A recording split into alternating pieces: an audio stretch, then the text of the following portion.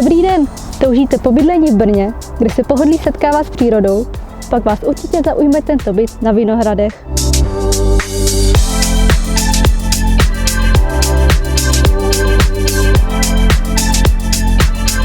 S dispozicí 3+1 a velikostí přibližně 63 m2 se tento prostorný byt nachází v 8. nadzemním podlaží panelového domu se 2 výtahy.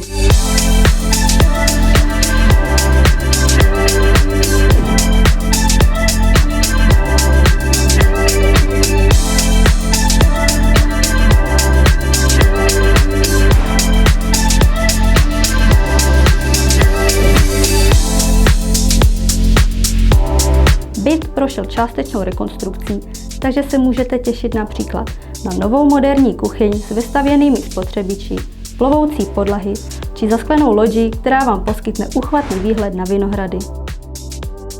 V okolí se nachází vše, co potřebujete. Základní školy, restaurace, supermarkety a rodiče jistě ocení, že mateřská škola je od domu vzdálená pouhých 40 sekund chůze. Navíc mají na tuto školku výhled přímo z bytu.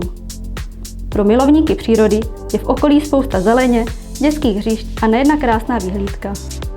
Parkování je zdarma na ulici a pro ty, kteří preferují MHD, se jen 2 minuty od domu nachází zastávka trolejbusu i autobusů.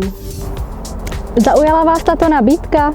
Tak neváhejte a domluvte si prohlídku, budu se na vás těšit.